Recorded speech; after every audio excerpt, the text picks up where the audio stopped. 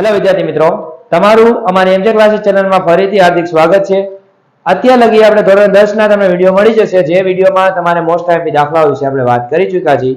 હવે આપણે દાખલા નંબર હવે આપણે ધોરણ 12 ના 51 જે તમારે ચેપ્ટરની અંદર પૂરેપૂરા તમે 100 માંથી 100 ગુણ મેળવવા માટે હું તમને જે દાખલાઓ આપીશ ઈ જ દાખલાઓ તમારે ગણવાના રહેશે।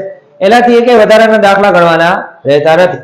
ઓકે વિદ્યાર્થી મિત્રો, પણ ઈ દાખલા આપતા પહેલા સૌથી પહેલા જો તમે નવા હોય અમારી ચેનલમાં તો અમારી ચેનલને લાઈક કરો, સબસ્ક્રાઇબ કરો અને તમારા જેવા વિદ્યાર્થી મિત્રો સુધી એને શેર કરો, જેથી કરીને તમામ વિદ્યાર્થીઓ જેટલા ધોરણ 12 ના વિદ્યાર્થીઓ છે બધા જ દાખલાઓ ગણી શકે અને સારા એવા માર્ક મેળવી શકે। ચલો જોઈએ। હવે સૌથી પહેલા તમારે ચેપ્ટરની આપણે વાત પ્રશ્નપત્રની વાત કરી તો તમારે જે પેપર આવશે ઈ પેપર કેટલા માર્કનું હશે? 100 ગુણનું હશે। ઓકે વિદ્યાર્થી મિત્રો, હવે 100 ગુણમાં કઈ રીતે આવે છે? તો ટોટલ વિભાગ કેટલા હશે? તો વિભાગ A, વિભાગ B, વિભાગ C, વિભાગ D, વિભાગ E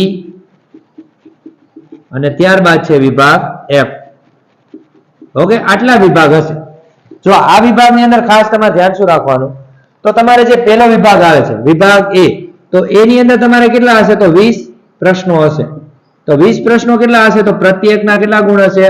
તો પ્રત્યેકના 1 ગુણ હશે। રેડી? ત્યારબાદ વિભાગ B ની અંદર, તો વિભાગ B ની અંદર તમારે શું આવશે?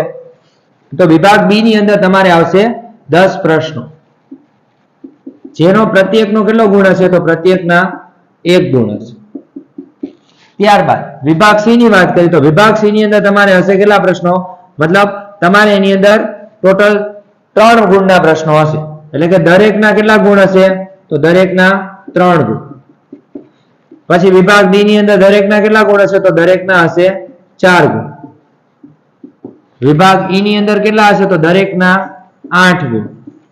અને ત્યારબાદ વિભાગ F ની અંદર શું હશે? તો દરેકના 11 ગુણ।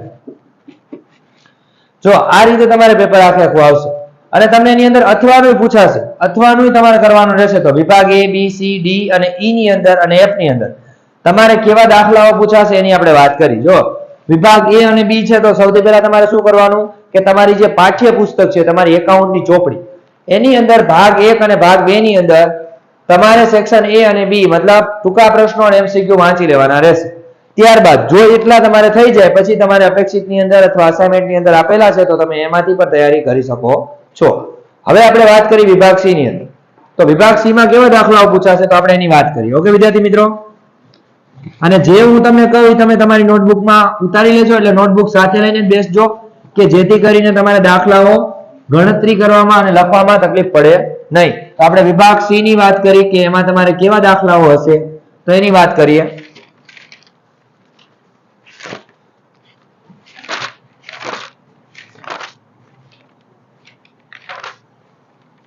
ચલો હવે વિભાગ C માં કઈ રીતે હશે? તો વિભાગ C તમારે હશે 12 ગુણ।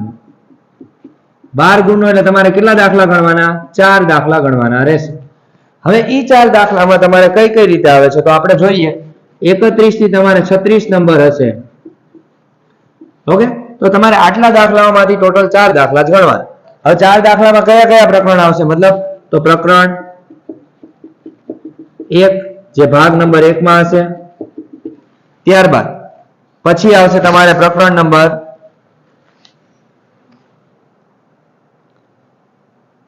પ્રકરણ નંબર 1 આવશે, ભાગ નંબર 1 માંથી પ્રકરણ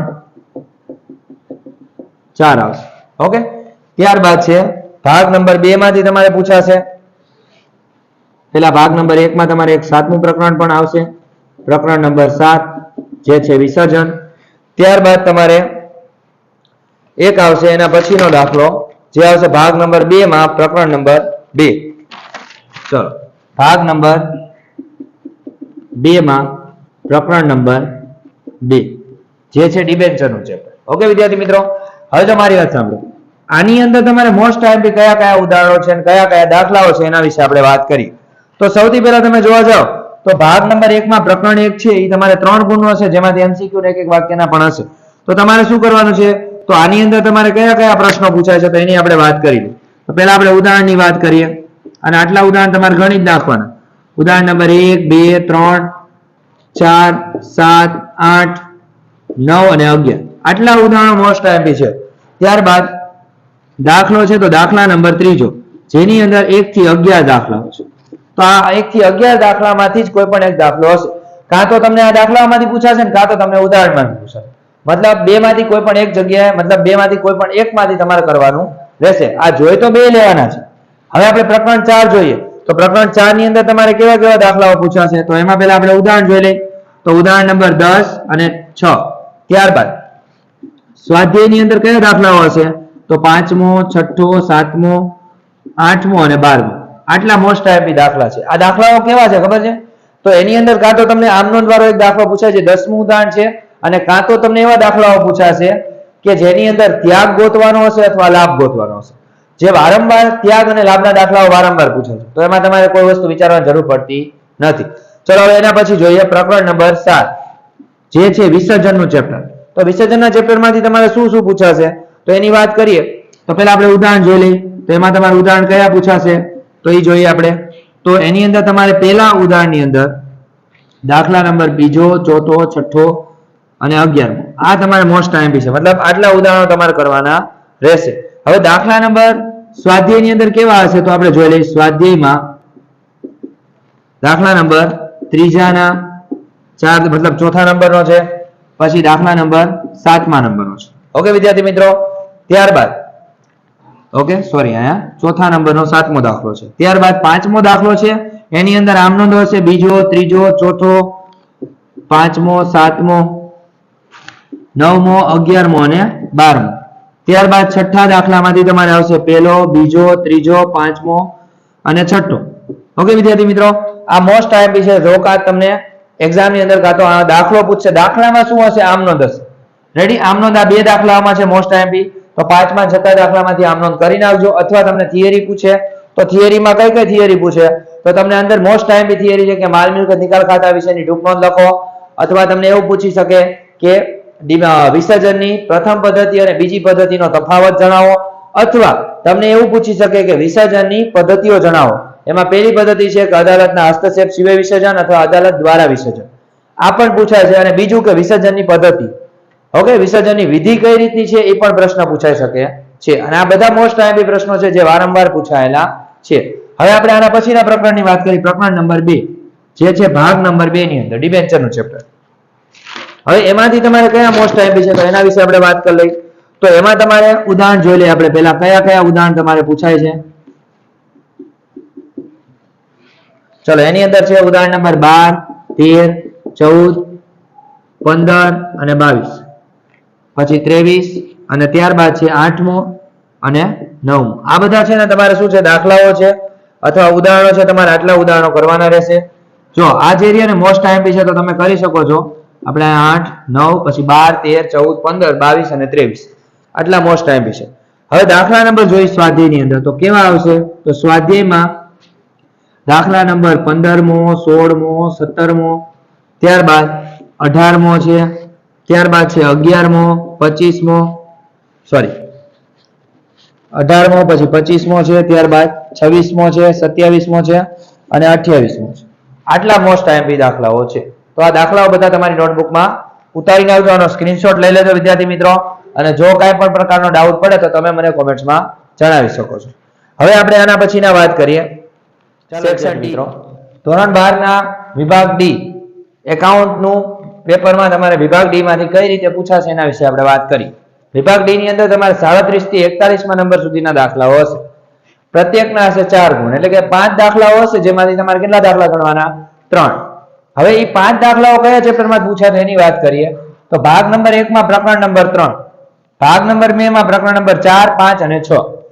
જેની અંદર પ્રકરણ નંબર 3 પાઘડીના મૂલ્યાંકનનું છે. તો આપણે જોઈએ એમાં ઉદાહરણ તમારે કયા કરવાના તો 4, 5, 7 અને 8 મોસ્ટ આઈએમપી છે. તો આટલા ઉદાહરણો તમારે મોસ્ટ આઈએમપી છે જે તમારે કરવાના રહેશે. ત્યારબાદ સ્વાધ્યાયની અંદર દાખલા નંબર 7, 8, 9, 10, 11 અને 12 આટલા દાખલાઓ મોસ્ટ આઈએમપી છે. આમાંથી 2 દાખલાઓ છે એટલે તમારે શું કરવાનું કે આખું ચેપ્ટર રિપીટ કરી નાખવાનું એટલે 2 દાખલા તો તમને આ ચેપ્ટરમાં આવડી જાય. હવે ત્યારબાદ ભાગ નંબર 2 માં પ્રકરણ 4, 5, 6.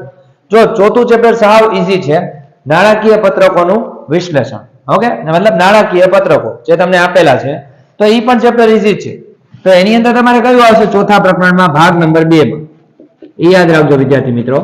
તો એમાં છે ઉદાહરણ નંબર 2, 3, 5, 6, 9, 13 અને 17. આટલા ઉદાહરણો તમારે કરવાના રહેશે. દાખલા નંબર 4, 5, 7 અને 11 આટલા દાખલાઓ કરવાના રહેશે. ત્યારબાદ ઉદાહરણ મતલબ 5મા ચેપ્ટર માંથી કયું આવશે? તો ઉદાહરણ નંબર 9, 11, 12, 15, 16, 17, 18, 23 અને 25. ત્યારબાદ છે સ્વાધ્યાયમાં 4, 6, 7, 8, 9, 11, 14, 16, 18 અને 19. ત્યારબાદ ભાગ નંબર 2 માં પ્રકરણ નંબર 6 છે રોકડ પ્રવાહ પત્રક, જેની અંદર તમારા દાખલો ઉદાહરણ આવશે 5મું, 6, 8, 9, 11, 12 અને 14. ત્યારબાદ સ્વાધ્યાયમાં 16, 18, 19, 20 અને 21 આટલા તમને સ્વાધ્યાયના દાખલાઓ આવશે. ઓકે વિદ્યાર્થી મિત્રો, જો આટલા તમે દાખલાઓ ગણી નાખજો એટલે તમને 100% પ્રત્યે મતલબ 18 માંથી જે તમારે ટોટલ 3 દાખલા ગણવાના છે એટલે કે 12 માર્કનો સેક્શન, તો તમને 12 માંથી 12 તમને મળી જશે. ઓકે વિદ્યાર્થી મિત્રો, ચલો હવે આના પછીનો સેક્શન ઈ ની વાત કરીએ. ચાલો મિત્રો, હવે આપણે વિભાગ ઈ વિશે વાત કરીએ. ઓકે, તો વિભાગ ઈ માં તમારે કેટલા દાખલા આવશે? તો વિભાગ ઈ તમારે પહેલા હશે 24 ગુણનો. ઓકે, હવે વિભાગ ઈ ની અંદર તમારે 42 થી માંડીને કેટલા દાખલા હશે? 46 સુધી. ઓકે, મતલબ તમારે ટોટલ દાખલાઓ જે આપેલા હશે એ બધા જ દાખલાઓ કેટલા ગુણના હશે? તો દરેક ગુણ હશે 8 ગુણના. ઓકે વિદ્યાર્થી મિત્રો, તો હવે આપણે જોઈ લઈએ કે તમારે આ જે સેક્શન ઈ છે તો એની અંદર શું આવશે? તો એની અંદર આપણે પ્રકરણ જોઈ લઈએ. તો કયા કયા પ્રકરણ આવશે? તો ભાગ 1 ની અંદર પ્રકરણ નંબર પહેલા તો 5 આવશે, જે છે આપણું પ્રવેશનું ચેપ્ટર 1 આવશે 6, અને એક તમારે આવશે ભાગ નંબર 2 માં. આ ભાગ નંબર 1 માં આવશે અને ભાગ નંબર 2 માં આવશે પ્રકરણ નંબર 1, જે છે તમારું શેરમૂડીનું ચેપ્ટર. ઓકે વિદ્યાર્થી મિત્રો, હવે માની લો કે તમારે કઈ કઈ રીતે પૂછાય છે? તો તમે માની લો પ્રવેશનું જે ચેપ્ટર છે એમાંથી તમારે 2 દાખલા આવશે, એક દાખલો તમારે નિવૃત્તિનો આવશે અને 2 દાખલા તમારે ભાગ 2 ના હશે. તો ટોટલ તમારા દાખલા કેટલા થયા? તો 2, 2, 4 ને 1, 5. 5 માંથી તમારે કોઈ પણ 3 દાખલાઓ ગણવાના રહેશે. ઓકે વિદ્યાર્થી મિત્રો, હવે આપણે વાત કરી કે પ્રકરણ 5 માંથી તમારે શું પૂછાશે? તો આપણે અહીં જોઈ લઈએ. ચલો, પ્રકરણ 5. તો પ્રકરણ 5 ની અંદર તમે જુઓ તો જે છે તમારું પ્રવેશનું ચેપ્ટર, ભાગીદારીનો પ્રવેશ. તો ભાગીદારીના પ્રવેશમાં તમારે કયા કયા દાખલાઓ છે? તો આપણે પહેલા ઉદાહરણની વાત કરી લઈએ. તો ઉદાહરણ નંબર કયા કયા છે? તો ઉદાહરણ નંબર 18, ત્યારબાદ છે 22, 23, 24, ત્યારબાદ છે 25, 27, 28 અને કેટલા આવશે? 30. જો આટલા ઉદાહરણો છે મોસ્ટ ટાઈમ. હવે દાખલાની વાત કરી સ્વાધ્યાયમાંથી, તો સ્વાધ્યાયમાં દાખલા નંબર 8, 10, 11, ત્યારબાદ છે 16, 17 અને 19 આટલા દાખલાઓ મોસ્ટ ટાઈમની છે. તમારે આ દાખલાઓ સૌથી પહેલા ગણી નાખવાના. હવે આપણે પ્રકરણ 6 ની વાત કરીએ. ચલો જોઈએ, પ્રકરણ 6 ની અંદર શું આવશે? તો પ્રકરણ 6 છે જે તમારું છે નિવૃત્તિનું ચેપ્ટર. ઓકે, એમાંથી તમારે એક દાખલો હશે, ઓલામાંથી 2 દાખલા હશે. તો એમાં તમારે શું આવશે? તો એની અંદર આપણે પેલા ઉદાહરણ જોઈ લઈએ. તો ઉદાહરણ કયા કયા છે આપણે એની ચેક કરી લઈએ. તો એક આવશે 14મું, એક આવશે 20મું, ત્યારબાદ 21મું, 22મું અને શું આવશે? 23મું. તો આટલા ઉદાહરણો હશે. હવે સ્વાધ્યાયના દાખલાની વાત કરી લઈએ. તો સ્વાધ્યાયમાં કયા કયા દાખલા હશે? તો એની આપણે વાત કરી લઈએ. તો સ્વાધ્યાયમાં દાખલા હશે દાખલા નંબર 5, 6, 7, પછી આવશે 11, 12 અને શું આવશે? 15. આ મોસ્ટ ટાઈમથી દાખલાઓ છે, તમારે આટલા જ દાખલાઓ ગણવાના રહેશે. આટલા ગણશો એટલે તમને જે 24 ગુણનો જે સેક્શન ઈ છે એમાં 24 માંથી 24 મળી જશે. હવે આપણે આગળ જોઈએ ભાગ નંબર 2 ની અંદરના પ્રકરણો, મતલબ એની અંદરના મોસ્ટ ટાઈમથી દાખલા. તો જોઈએ, ચલો ભાગ નંબર 2 માં પ્રકરણ નંબર 1 જે છે શેરમૂડીના મતલબ શેરમૂડીનું વર્ગીકરણ અથવા શેરમૂડીના હિસાબો. તો એની અંદર તમે જોઈ શકો તો શેરમૂડીના હિસાબોમાં કયા કયા આવે છે? તો પ્રકરણ નંબર 1. ઓકે, જેની અંદર આ ઉદાહરણ આપણે જોઈ લઈએ પહેલા. તો ઉદાહરણો કયા કયા છે? તો જોઈએ, ચલો. એમાં છે 11મું ઉદાહરણ, પછી 12મું, 14મું, ત્યારબાદ 15, 16 અને 16 આટલા ઉદાહરણો છે. રેડી? આ ઉદાહરણો તમારા માટે મોસ્ટ ટાઈમ છે. હવે એના પછી સ્વાધ્યાયના દાખલા જોઈએ. રેડી? તો સ્વાધ્યાયના દાખલાઓ કેટલા છે એની વાત કરીશું. તો એમાં તમારે દાખલા નંબર 9મો, પછી આવશે 10મો, 12મો, ત્યારબાદ 14મો, 15મો અને 20મો આટલા મોસ્ટ ટાઈપી દાખલા છે. જો આ જે શેરમૂડીનું ચેપ્ટર રહ્યું ને શેરમૂડીના હિસાબો, એની અંદર તમારે 2 દાખલા હશે. તો એ 2 દાખલામાં એક દાખલો એવો હશે કે જેમાં તમારે અરજીથી માંડીને જપ્તી સુધીનું હશે, એક દાખલો તમારે એવો હશે કે જેમાં તમને એકમાં 3 દાખલા આપેલા હશે, તો એમાંથી તમારે કોઈ પણ એક મતલબ એ આખો દાખલો મતલબ 2 માંથી કોઈ પણ એક દાખલો ગણવાનો રહેશે. આ હતો તમારો સેક્શન E. હવે આપણે સેક્શન F ની વાત કરીએ. ઓકે વિદ્યાર્થી મિત્રો, ચલો જોઈએ કે સેક્શન F ની અંદર તમારે કઈ વસ્તુ પૂછાય છે મોસ્ટ IMP માં. તો ચલો એની વાત કરીએ. તો વિભાગ F. હવે વિભાગ F ની અંદર તમે જોવા જાઓ તો એની અંદર તમારે 2 દાખલા હશે. એક છે 47મા નંબરનો અને એક છે 48મા નંબરનો, અને દરેકના છે 11 ગુણ. જો આ સેક્શન તમે કરી નાખો ને તો તમારા 22 ગુણ તો એમને આવી જાય, અને આ સેક્શન જેટલો એક ઈઝી છે નહીં. ઓકે, તો પહેલા તમારે આ જ સેક્શન ગણવાનો રહેશે. હવે આપણે જોઈએ કે આ 47મો દાખલો કયો હોય છે, તો ભાગ નંબર 1 નું પ્રકરણ નંબર 2 જે છે વાર્ષિક હિસાબો. ઓકે, તમારે 2 ચેપ્ટર આવશે. આ છે ચેપ્ટર નંબર 2. ઓકે, જેની અંદર છે ભાગીદારી પેઢીના વાર્ષિક હિસાબો છે. તો આપણે જોઈએ એની અંદર કઈ કઈ વસ્તુ તમારે મોસ્ટ IMP છે, તો એના વિશે આપણે વાત કરી નાખી. તો ઉદાહરણ નંબર 2, 4, પછી છે 5, 6, 7 અને 10. ત્યારબાદ ઓકે, હવે દાખલાની વાત કરીએ તો દાખલામાં કઈ કઈ વસ્તુ છે, 8, 9, 11, 13, 14, ત્યારબાદ છે 15 અને 16. રેડી? આટલા દાખલાઓ તમારે પ્રકરણ 2 જે ભાગીદારીના હિસાબો આપેલા છે, મતલબ ભાગીદારી પેઢીના હિસાબ, એ તમારે કરવા રહેશે. હવે આવે છે 48મો દાખલો. તો જે છે ભાગ નંબર 2 માં પ્રકરણ નંબર 3. રેડી? હવે પ્રકરણ નંબર 3 કયું છે તમારે કંપનીના વાર્ષિક હિસાબો. તો કંપનીના વાર્ષિક હિસાબોનું ચેપ્ટર ઈઝી છે.